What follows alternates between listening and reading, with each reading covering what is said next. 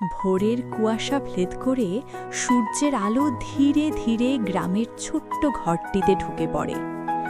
এই ঘরেই থাকে হালিম চাচা, এক নীরব মানুষ যার গল্প কেউ শোনে না। স্ত্রী মারা যাওয়ার পর থেকে তার জীবন যেন থেমে গেছে।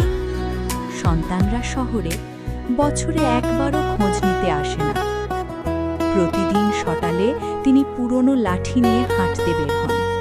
পুকুর পাড়ে বসে দূরের আকাশের দিকে চেয়ে থাকেন অনেকক্ষণ।